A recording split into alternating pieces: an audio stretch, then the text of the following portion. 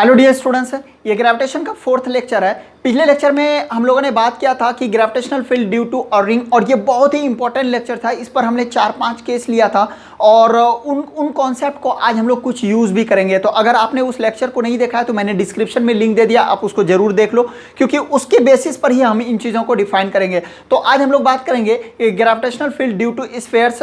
तो solid sphere हो सकता है, हॉलो स्फेयर हो सकता है, शेयर हो सकता है, इन सब पर हम लोग बात करेंगे। तो हमने एक केस लिया हुआ, find the gravitational field due to a hollow sphere. ध्यान रखना है, हॉलो स्फेयर या आप इसको शेल भी बोल सकते हो, of radius R and mass M at point हमारा आउटसाइड है, सरफेस है और इनसाइड है। इन 3 पॉइंट पर हमें ग्रेविटेशनल फील्ड बताना है ड्यू टू अ स्फेयर। तो आप देखो, तो मैंने एक स्फेयर कंसीडर किया, ये हॉलो स्फेयर है, राइट, और इसका जो मास है वो m दे रखा है, राइट ना, और इसका अपना कुछ रेडियस है r। ये हमारा कुछ हॉलो स्फेयर है। तो इसके 3 पॉइंट पर हमें ग्रेविटेशनल फील्ड बताना है आउटसाइड। आउटसाइड का मतलब हुआ कि हम लोग यहां से किसी एक पॉइंट को लेंगे जो बाहर होगा और ये P पॉइंट होगा, यानी अभी हमें बताना है कि E at P is what. तो आउटसाइड को एक और तरीके से हम लोग लिखते हैं कि यहाँ जो स्मॉल r है is greater then capital R। तो अगर बाय द वे इस नोटेशन में लिखा जाए तो आप इसको समझ जाना कि जो स्मॉल r है वो बड़ा है किससे, रेडियस ऑफ द स्फेयर से। तो इससे हम लोग बाहर है, आउटसाइड। तो इसमें हम लोग यूज़ करेंगे गॉस लॉ के कॉन्सेप्ट को। तो पिछले क्लास में भी हम लोगों ने रिंग में थोड़ा सा उसको डिस्कस किया था, आपने नहीं देखा है तो थोड़ा देख लेना, राइट। तो गॉस लॉ का कहना है कि आप एक गॉसियन स्फेयर चूज करो, एक इमेजिनरी स्फेयर। हालांकि ये आपको 11th में नहीं पढ़ना है, ये 12th में पढ़ना है, 11th के सिलेबस में नहीं है, बट मैं थोड़ा सा उसको यूज़ कर रहा हूँ। उसको यूज़ करके ना ये ईजी वे में आप इसको थोड़ा समझ पाओगे, अदरवाइज इसको ज़बरदस्ती याद रखना पड़ जाएगा, राइट। तो अब देखो, तो यहाँ से एक गॉसियन सर्फेस हम लोग चूज कर रहे हैं। ये हमारा गॉसियन सर्फेस है, ठीक है। इसका नाम क्या है, गॉसियन सरफेस। अब यहां पर होता है कि net mass enclose by the Gaussian surface. तो इस गॉसियन सरफेस ने टोटल मास कितना इनक्लोज किया, m, और इसका फॉर्मूला होता है निकालने का E इज इक्वल टू, आप लिखो gm अपॉन आर स्क्वायर। मतलब अगर ये पॉइंट मास होता, गौर से समझना, अगर ये पॉइंट मास हो और m इसका मास रखा हुआ है, इस p पॉइंट पर बताना है, तो E इज इक्वल टू आप क्या लिखते हो, gm अपॉन आर स्क्वायर। तो आप यहाँ जस्ट इमेजिन करो कि यहाँ भी हमारा एक गॉसियन सरफेस है और गॉसियन सरफेस ने जो मास इनक्लोज किया वो यही m है, राइट ना। मतलब एक इमेजिनरी स्फीयर मैंने कंसीडर किया और उस स्फीयर ने जो सरफेस है गॉसियन सरफेस वो 3D में है, तो उस स्फीयर ने, उस गॉसियन सरफेस ने जो मास इनक्लोज किया वो कितना है, m। अगर यहाँ पर कुछ और मास होता तो उनको भी हम जोड़ते, राइट ना। तो यहाँ एक मास है m divided by R square. Similarly ये गॉसियन सरफेस ने इस स्फीयर को इनक्लोज किया, इस गॉसियन सरफेस ने इस स्फीयर को इनक्लोज किया और इस स्फीयर का मास m है, तो वो मास मैंने कितना रखा, gm अपॉन आर स्क्वायर। अगर इसी चीज को आप रेडियस और घटाओ और घटता, ये पॉइंट घटाते घटाते हम लोग यहाँ पर आ जाए, इस सरफेस पर आ जाए, तो अब हमारा गॉसियन सरफेस जो होगा वो कहाँ होगा, इसके सरफेस पर ही होगा। तो अब जो ये r होगा, स्मॉल r किसके बराबर हो जाएगा, कैपिटल R के बराबर हो जाएगा। तो इस केस में जो हमारा ग्रेविटेशनल फील्ड होगा वो कितना हो जाएगा, E is equal to gm upon small r आपका कैपिटल R हो जाएगा। तो E is equal to gm upon capital R square. अब जो तीसरा केस है वो है इनसाइड। तो सपोज करो कि इनसाइड में मैंने कोई पॉइंट ये चूज किया, अब ये गॉसियन सरफेस है। तो पिछले लेक्चर में भी मैंने बताया था कि रिंग के अंदर में ग्रेविटेशनल फील्ड आप निकालते हो तो नेट हमारा 0 आता है। रीजन क्या है कि वहां पर या तो कैंसिल आउट कर दे रहा है, ठीक ना, या तो कैंसिल आउट कर दे रहा है, या दूसरा केस कि अंदर में कोई भी मास है ही नहीं तो ग्रेविटेशनल फील्ड 0। सिमिलरली यहां भी आप वही चीज कर सकते हो कि टोटल आप ग्रेविटेशनल फील्ड देखें तो 3D में देखें तो हर पॉइंट एक दूसरे को कैंसिल आउट कर देगा, या दूसरे लैंग्वेज में कि net mass enclose by the Gaussian surface is 0। तो जब कोई मास ही इनक्लोज नहीं करेगा तो इन साइड में हमारा ग्रेविटेशनल फील्ड कितना हो जाएगा, आप यहां पर लिख सकते हो। तो आप उस चीज को लिख सकते हो कि ये कितना हो जाएगा, E is equal to G upon R square. Net mass enclose by the Gaussian surface कितना, 0। तो हमें कितना मिलेगा, E इनसाइड कितना, 0, राइट। तो E आउटसाइड, ये हमारा आउटसाइड है, आउटसाइड, और ये कितना है, सरफेस पर है। तो E आउटसाइड कितना मिल रहा है, gm upon R square. E surface कितना मिल रहा है, gm upon capital R square. और E इनसाइड कितना मिल रहा है, 0, कारण कि net mass enclose by the Gaussian surface is 0। इस केस के लिए आप ये देखो तो अंदर में कोई मास नहीं है, जब कोई मास नहीं है तो कोई फील्ड नहीं होगा। तो आप इसको, मैं इसको सम अप करके एक बार लिख दे रहा हूं। तो इसको मैंने सम अप कर दिया। आप देखो तो ये हमारा हॉलो स्फीयर है, राइट, और इसके आउटसाइड में हमारा कितना मिल रहा है field, G M upon R square. इस वैल्यू को आपको याद रखना है। ई सरफेस कितना मिल रहा है, G M upon capital R square, और ई इनसाइड कितना मिल रहा है, जीरो। कारण क्योंकि net mass enclose by the Gaussian surface is zero. अंदर में कोई भी मास नहीं होगा, या दूसरे लैंग्वेज में सब एक दूसरे को कैंसिल आउट कर देगा। अब इसको ग्राफिकली हम लोग ट्रेस कर सकते हैं, ये बहुत इंपॉर्टेंट है, कई बार ये सब चीज पूछा गया है। तो अब देखो तो जब हम अंदर में रहेंगे, ध्यान देना है, हम अंदर से सरफेस तक जाएंगे तो हमें कोई ग्रेविटेशनल फील्ड मिलेगा, नहीं मिलेगा। अंदर में कोई मास नहीं है तो कोई फील्ड भी नहीं होगा। तो हम अंदर में जा रहे हैं कहां तक, सरफेस तक, तो सरफेस तक हमें कोई भी फील्ड नहीं मिला, यानी R is equal to capital R तक हमें कोई फील्ड नहीं मिला। और जैसे ही हम सरफेस पर पहुंचेंगे तो अचानक से फील्ड मिलेगा कितना, G M upon R square, ये मैक्सिमम वैल्यू है। और फिर हमें धीरे धीरे धीरे धीरे ये घटता हुआ दिखाई देगा। अब देखो तो कि ये G M upon R square ये मैक्सिमम है। उसके बाद क्योंकि ये R और बढ़ेगा, तो जब बढ़ेगा तो ये वैल्यू घटना शुरू होगा। और जब हम, क्योंकि देखो ना E tends to infinity R square, और अगर हम R बढ़ाते चले जाएंगे तो फील्ड घटता चला जाएगा एक्सपोनेंशियली, और इन्फिनिटी पर क्या हो जाएगा, टेंस टू जीरो। तो आपको इस ग्राफ को याद रखना है कि जब हम अंदर में है तो फील्ड कितना है, जीरो, और जब हम सरफेस पर आते हैं तो मैक्सिमम, वो सरफेस पर मैक्सिमम कितना, G M upon R square. उसके बाद फिर घटते घटते घटते घटते इन्फिनिटी पर क्या हो जाएगा, जीरो हो जाएगा। तो कुछ ये तीन बातें हैं कि आउटसाइड कितना, G M upon R square, surface पर कितना, G M upon capital R square, inside कितना, जीरो, और ग्राफ कैसा, ऐसा बनता है। तो इसको आपको याद रखना है। तो अगला केस है हमारा सॉलिड स्फीयर। एक सॉलिड स्फीयर है जिसका रेडियस r है और मास m है। तो इसके 3 पॉइंट पर हमें ग्रेविटेशनल फील्ड बताना है, आउटसाइड, सरफेस और इनसाइड। तो अभी हम लोगों ने शेल पर बात किया था, राइट, या हॉलो स्फीयर पर बात किया था, और उसको हम लोगों ने फाइंड आउट किया था गॉस लॉ की मदद से। तो यहाँ भी हम लोग यूज़ कर सकते हैं। तो अब देखो ये हमारा सॉलिड स्फीयर है, राइट ना, और हमारा जो पॉइंट है वो अभी है आउटसाइड, ठीक है। तो आउटसाइड कोई पॉइंट P है यहाँ पर R। तो एक गॉसियन सरफेस चूज करो आप, और इसने जो मास इनक्लोज किया वो कितना है, m। तो आपका E यहाँ पर कितना मिल जाएगा, E इज इक्वल टू आपका G M upon R square, very simple, यानी R is greater than R outside. अगर हम सरफेस पर आ जाएं तो हमारा जो सरफेस गॉसियन सरफेस होगा वहाँ का ठीक उसके सरफेस पर होगा। तो उसके सरफेस पर हमारा कितना हो जाएगा, R is equal to capital R कितना, G M upon capital R square, small R बढ़ के क्या, घट के क्या हो गया, कैपिटल आर, राइट, वो घट रहा है ना, यहाँ से यहाँ आया तो छोटा हो गया, तो G M upon R square. अब जो सबसे इंपॉर्टेंट पॉइंट है वो है कि अगर हम इसके अंदर आएंगे तब क्या होगा। तो इन साइड में आएंगे तो देखो तो गॉसियन सरफेस अब हमारा ये है, मैं इसको अलग कलर से दिखला रहा हूँ, ये वाला पोर्शन हमारा गॉसियन सरफेस है, राइट। तो पहले क्या होता था कि अंदर में हमें मास नहीं मिलता था, बट अब अंदर में मास है, तो इस मास के वजह से हम फील्ड निकाल सकते हैं। तो आप कह सकते हो सर ई इनसाइड जो हमारा होगा तो ई इनसाइड जो होगा वो कितना हो जाएगा, G small m upon R square. मैं इसको स्मॉल m कह रहा हूँ, ये जो अंदर में जितना मास बचा हुआ है मैं उसको स्मॉल m कह रहा हूँ, बट ये स्मॉल m हमको फाइंड आउट करना पड़ेगा in terms of capital M। तो इसको कैसे फाइंड आउट करेंगे, स्मॉल m इज व्हाट, तो यू नो पूरे वॉल्यूम में 4/3 पाई r क्यूब में मास कितना था, m। तो हमें किस में चाहिए, इस छोटे वाले वॉल्यूम में। तो छोटा वाला वॉल्यूम कितना है, 4/3 पाई स्मॉल r क्यूब, इसमें मास हमें चाहिए। तो कितना है टोटल, m इनटू मल्टीप्लाई कर दो इससे, जो हमें चाहिए 4/3 pi small R cube divided by पूरा वॉल्यूम 4/3 पाई आर क्यूब। तो 4/3 पाई खत्म हो जाएगा, जो वैल्यू हमारा बच के आ रहा है वो आ रहा है M R cube by capital R cube, ये वैल्यू आया। नाउ इसको यहाँ पर पुट कर दो तो हम लोग लिख सकते हैं कि ई आपका inside is equal to G M R cube by capital R cube divided by R square. तो ये आर स्क्वायर से आर क्यूब कैंसिल आउट हो जाएगा, एक आर बचेगा। तो नाउ ई इनसाइड हम लोग लिख सकते हैं कितना, G M R by R cube, right. तो ये वैल्यू आपको याद रखना पड़ेगा, थोड़ा सा डिफरेंट आया, एकदम यूनिक, मैं यहीं पर लिख दे रहा हूँ। हमारा जी आउटसाइड कितना आया, G M upon small R square, G surface कितना आया, G M upon capital R square. ध्यान से देखो तो चाहे वो सॉलिड स्फीयर हो, हॉलो हो, शेल हो, तो सबके केस में या पॉइंट मास हो, सबके लिए G M upon R square ही आ रहा है, राइट, आउटसाइड। अगर सरफेस पर आया तो G M upon capital R square आ रहा है, मतलब दोनों के लिए, सॉलिड हो या शेल हो, हॉलो हो, कुछ भी हो।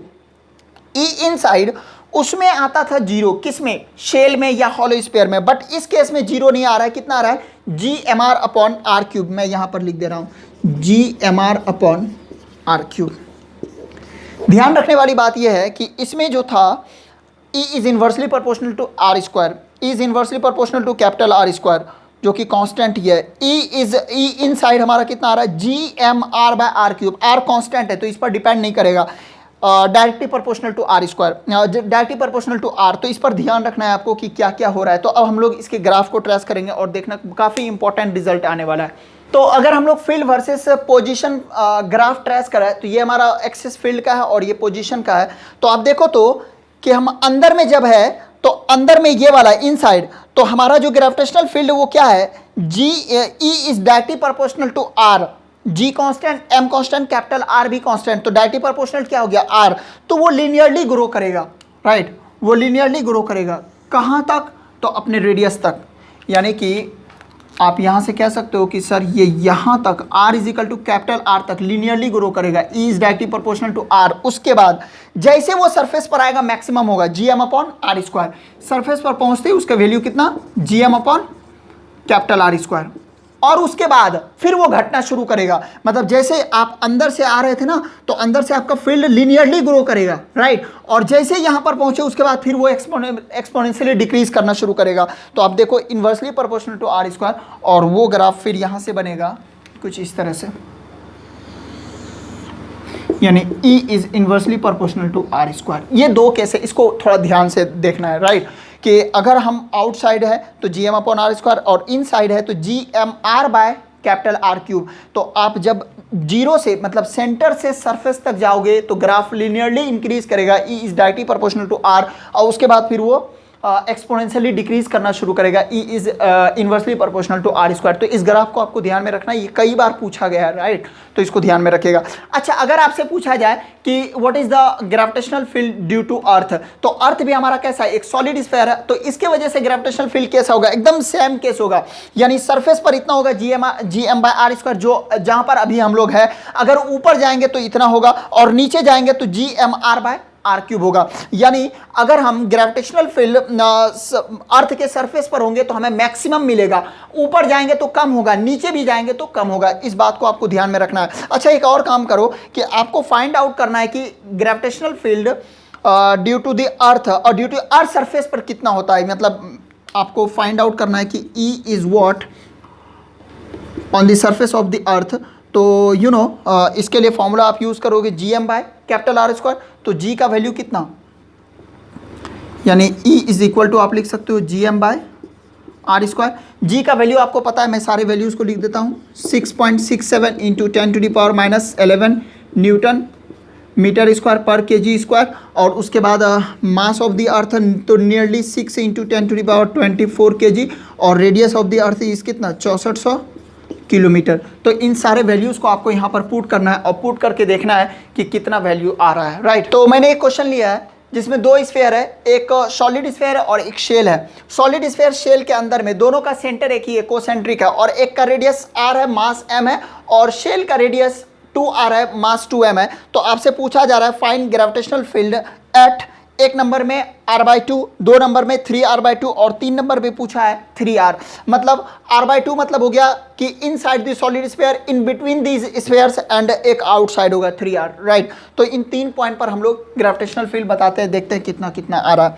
तो कैसे इसको कैलकुलेट करोगे, सबसे पहला चीज़ आप पॉइंट चूज करो कहाँ पर पड़ रहा है, तो r/2 पर पड़ रहा है, राइट। तो ये वाला पॉइंट हमारा करीब होगा, राइट। इस पॉइंट का नाम कुछ रख दो P, और ये हमारा गॉसियन सरफेस होगा, राइट ना। कुछ इस तरह से आपको सोचना है। गॉस लॉ से कोई घबराने वाली बात नहीं है, ठीक है। ये 12th में आप बहुत डिटेल पढ़ोगे, बट अभी ये टर्म यूज़ कर रहे हैं, थोड़ा सा समझना आसान हो जाता है। तो इस पॉइंट पर हमें ग्रेविटेशनल फील्ड बताना है due to these spheres, solid और शेल दोनों की वजह से। तो इस पॉइंट का नाम मैंने P रखा। अच्छा, इसका नाम रख दो 1 और इसका 2। ये स्फीयर 1 है और ये स्फीयर 2 है। तो हम लोग कुछ इस तरह से लिखेंगे E at P is equal to E at P due to 1 plus E at P due to 2।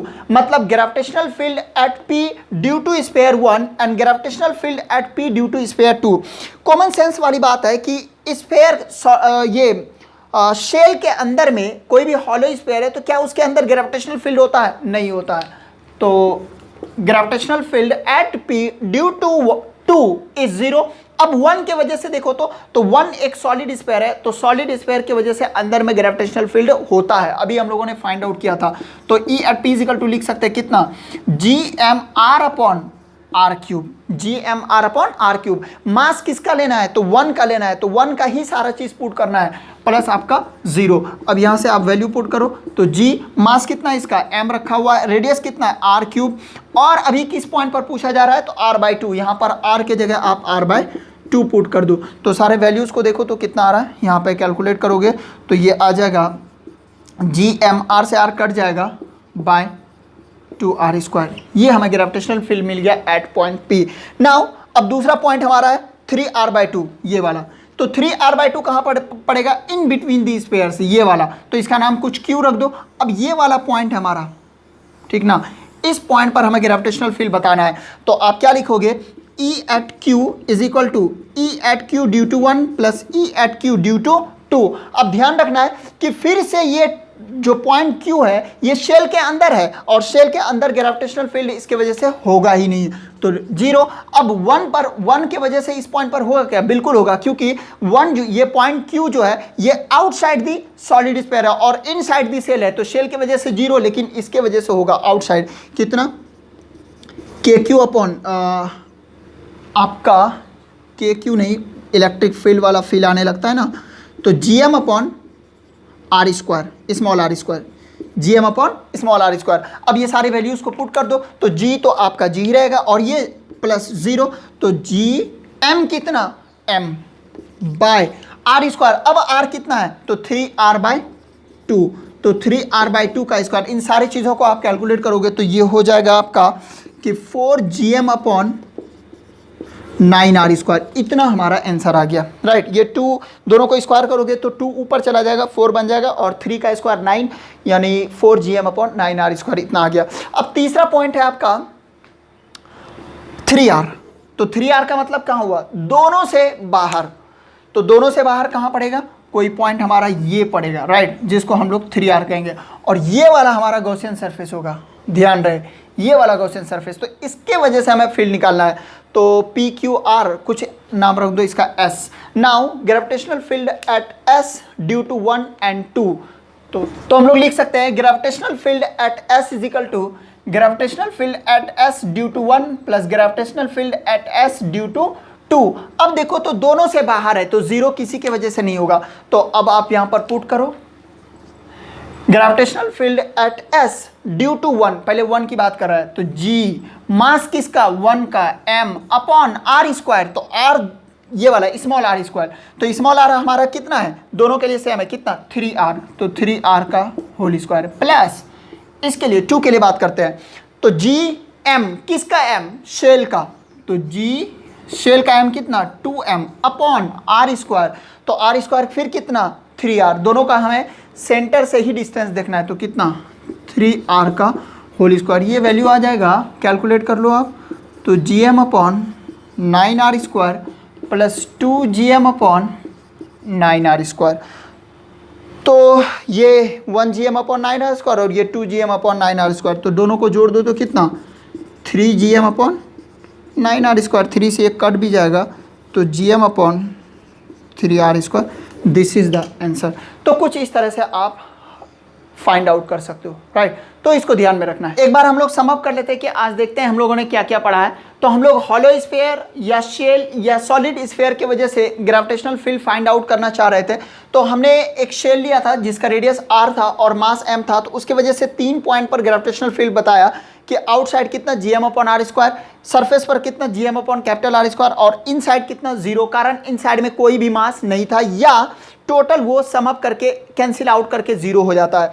तो इसके सबसे इंपॉर्टेंट पॉइंट है, मतलब ये सब भी बहुत इंपॉर्टेंट है, लेकिन सबसे ज़्यादा इंपॉर्टेंट है ये ग्राफ। तो इसका ग्राफ कैसा होता है, कुछ इस तरह से, जब आप शेल के अंदर होते हैं तो ग्रेविटेशनल फील्ड 0, और जैसे ही सरफेस पर पहुंचते हो तो मैक्सिमम कितना GM अपॉन r², उसके बाद फिर एक्सपोनेंशियली डिक्रीज करना शुरू कर जाता है, राइट, और टेंस टू इन्फिनिटी पर कितना फील्ड 0। ऐसे भी देखो तो इन्फिनिटी से डिवाइड करोगे तो 0 होना ही है। तो इन बातों को ध्यान में रखना है। सॉलिड स्फीयर, या मैंने इसको कहा अर्थ, ठीक है, क्योंकि अर्थ भी एक सॉलिड स्फीयर है, तो इन दोनों ही केस में सेम होगा। तो ये अर्थ है, रेडियस r है, मास m है, तो इसका अगर हम ग्रेविटेशनल फील्ड निकालेंगे कहाँ, आउटसाइड, तो कितना, gm upon small r square, surface पर जहां अभी हम लोग है gm upon capital R square, और inside gm r by capital R cube, अंदर जाने पर। और अगर हम अर्थ के सेंटर पर चले जाए तो कितना, 0, क्यों, वहां पर अब कोई मास नहीं होगा, राइट। जैसे हम सेंटर पर आ जाए तो फिर वहां कोई मास नहीं होगा, तो कोई फील्ड भी नहीं होगा। तो इसको ग्राफिकली आप रिप्रेजेंट कर सकते हो, सेंटर पर 0 और सेंटर से r तक, सरफेस तक वो लीनियरली इंक्रीज करेगा। कैसे कि अब देखो, E inside is equal to G M R by R cube, यानी E is directly proportional to small r, तो ये लीनियरली इंक्रीज करेगा, उसके बाद फिर एक्सपोनेंशियली डिक्रीज करना शुरू करेगा, कारण कि G M upon R square. तो कुछ इस तरह से ये सारे वैल्यूज को आपको याद रखना है, कैसे कैसे किया गया इसको थोड़ा ध्यान में रखना है, और ये वैल्यू आपको कैलकुलेट करना है कि सरफेस पर ग्रेविटेशनल फील्ड कितना होता है अर्थ का। ठीक है, तो आई होप आप समझ गए होंगे। ठीक है, फिर हम लोग नेक्स्ट क्लास में मिलते हैं। ठीक है, थैंक यू।